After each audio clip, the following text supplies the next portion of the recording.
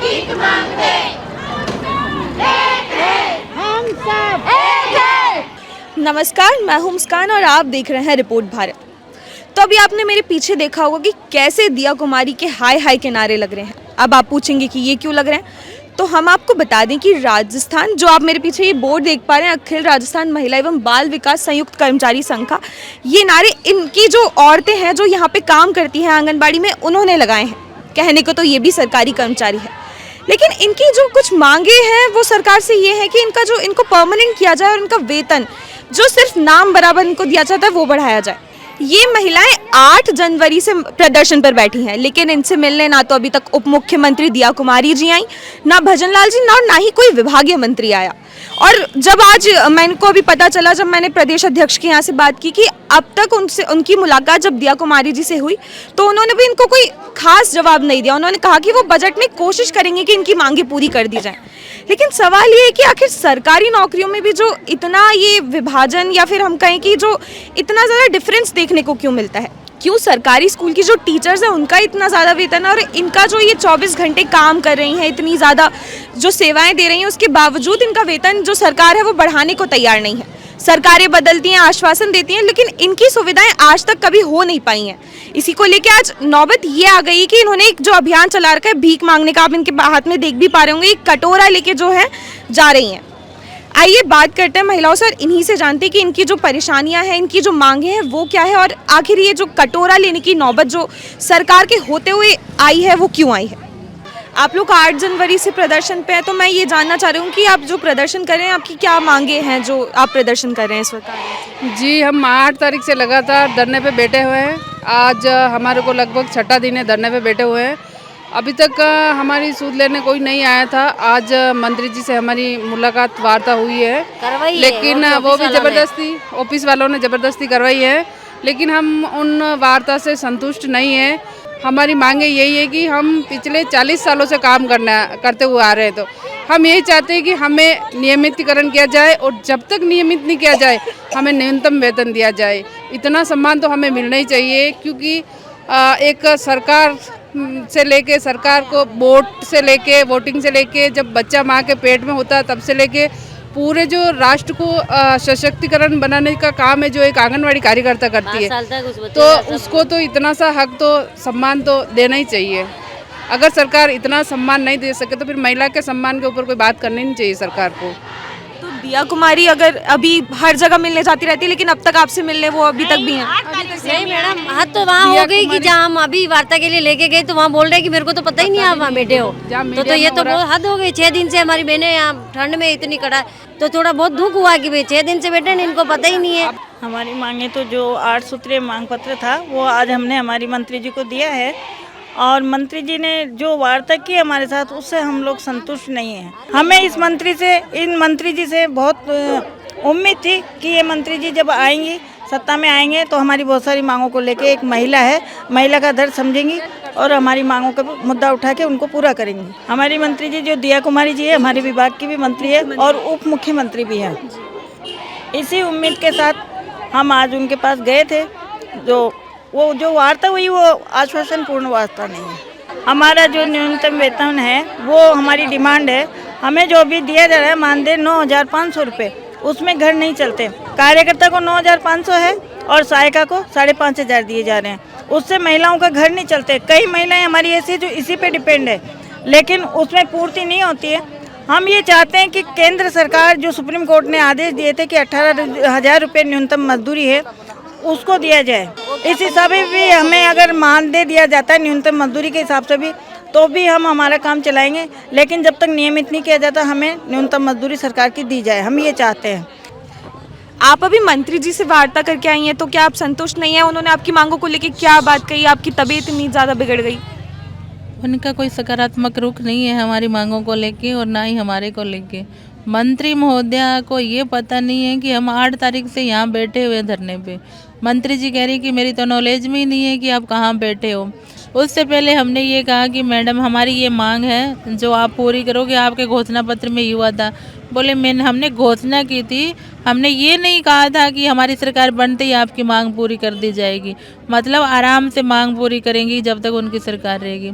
तो ये महिला कहाँ जाए, कहाँ रोए, उनके ऑफिस के बाहर बैठे हैं जो हमारा निदेशालय, और हमारी मंत्री मोदियों को ये पता ही नहीं है कि ये गरीब महिलाएं सड़क पे रो रही है। आज हमारी इतनी संख्या में महिला है, कम से कम महिलाओं की रानी ने इतना सोचना चाहिए कि भाई हमारी गरीब महिलाओं की स्थिति तो देखें कि मतलब हम आज 8 दिन बरोबर हो गए रोड के ऊपर मतलब हम बैठे हैं। हमारी बहनें दिन रात है ना रोड के ऊपर बैठी है, लेकिन वो क्या फायदा है। ये तो वो गरीब मंत्री होती तो वो हमारे बारे में सोचती, लेकिन वो तो राजघराना से है, वो तो मतलब महिलाओं की रानी है, तो हमारे बारे में क्यों सोचेंगी।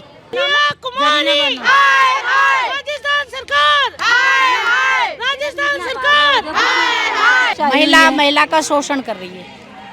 कोई नहीं तो इतना किसी भी मंत्री ने हमारे साथ अन्याय नहीं किया जितना हमारी दिया कुमारी जी कर रही है हमारे साथ। उनको देखना चाहिए कि बच्चों को छोड़ के रोडों पे बैठी हुई है महिला, बरसात में भीग रही है, सर्दी में मर रही है, किसी को निमोनिया हो जाएगा, किसी के बच्चे किसके लगेगी। आकर सुनना तो चाहिए ना थोड़ा कि हम कुछ बोल रहे हैं।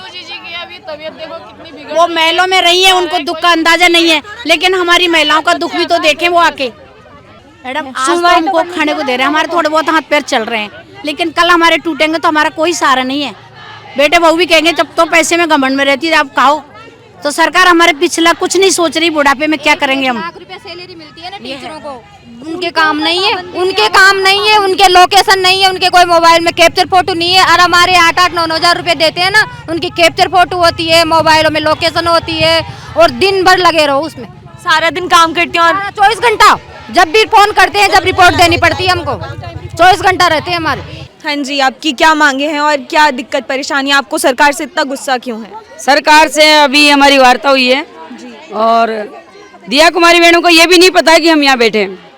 बोले आप यहाँ क्यों बैठे हो, आप यहाँ क्यों बैठे हो? मैंने कि पिछले 6 दिन से हम यहाँ बैठे हैं। सरकार से हम यही कहना चाहते हैं कि वो महिला है, महिला का दर्द समझे, आए हमसे वार्ता करे और हमें संतुष्टिपूर्ण जवाब दें, वरना हम नहीं उठेंगे और हो सकता है ये महीना भर भी चले। नमस्कार, आप लोग इसी आंगनबाड़ी में काम करती है, तो मतलब ये इसी की सदस्य हैं, तो आपकी क्या मांगे हैं सरकार से? हमारी परमानेंट की मांग है। लोकेशन खोलुड़ा हुआ है, इम्पोर्टेंट है, ज्यादा से ज्यादा काम दिया हुआ है, इतना हमारा पेमेंट तो देते हैं, इतना काम देते हैं, इतना लंबा।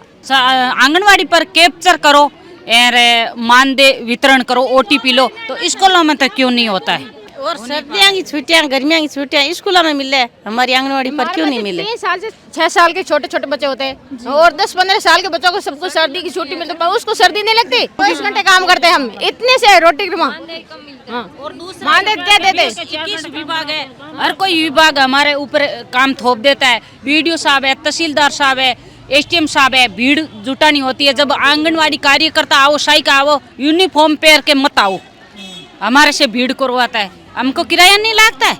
ना सुने तो भीख मांगे पेड़ तो भरेंगे, हमारा भरेंगे, हमारे बच्चों का भरेंगे। ये नौबत आ गई है सरकार के होते हुए कि हमें भीख मांगनी पड़ रही है। तो आप ये देख रहे हैं कि जो महिलाएं हैं इनके हाथ में कटोरा, अगर आप देख पा रहे हैं तो इन्होंने कटोरा ले रखा है हाथ में। तो आइए इन्हीं से बात करते कि इन्होंने हाथ में कटोरा क्यों ले रखा है। आपने ये हाथ में कटोरा क्यों ले रखा है? तो हमारी स्थिति ऐसी हो गई है, आज रोड के ऊपर हम भीख मांग रहे हैं कटोरे ले लेके हाथ में। कहने को तो आप लोग भी सरकारी कर्मचारी है, लेकिन जो हाँ, ना तो कोई सरकारी है ना कोई मानदेय भी ना के बरोबर है। आज इनकी स्थिति है, मतलब हमारा इतना सामान दे, आज उसके अंदर है ना हम अपने बच्चों का लालन पोषण भी नहीं कर पाते। आज हमारे बच्चे ना घर पर भूखा मर रहे हैं। आज ये मानदेय से हमारे घर की चाय चीनी भी नहीं आ रही है। आज ये स्थिति है कि धरने के अंदर हम मांग कर खा रहे हैं। कहने को तो ये भी सरकारी कर्मचारी हैं, लेकिन आज इनके इतने ज्यादा बुरे दिन आ गए कि घर घर जाकर भीख मांग रही हैं। अब आप देखिए कैसे ये घर घर जा रही हैं औरतें।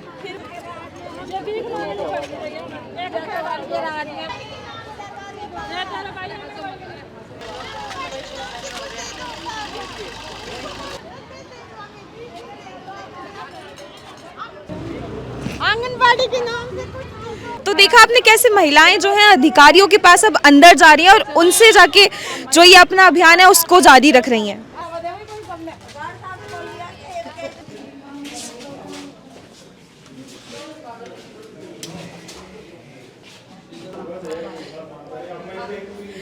तो देखा आपने, सुना कि इन्होंने कहा कि मीडिया वालों को अंदर अलाउ नहीं किया जाएगा। तो अब ये महिलाएं जो हैं अंदर जा रही हैं और आप देख सकते हैं कि इनकी कुछ जो बातचीत चल रही है अधिकारियों से जो भी है, पर सरकार के लिए रहते हुए आज इतनी बुरी नौबत कैसे आ गई कि इनको भीख मांगने के दिन आ गए। तो मैं सरकार से निवेदन करना चाहूँगी कि कृपया इस पर संज्ञान ले और इनकी जो मांगे हैं उस पर ध्यान देते हुए जल्द से जल्द इस धरना प्रदर्शन पर ध्यान देते हुए इस पर एक्शन ले।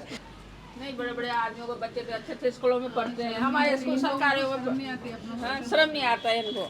सरकारी स्कूलों में बैग नहीं पैदा है, कोई नहीं, सच में अंदर दिल नहीं है इनके और कुछ नहीं। इतनी सारी महिलाएं परेशान हो रही है, भीख मांगने को मजबूर कर दिया इन लोगों ने, लेकिन कोई बाहर आने को तैयार नहीं है।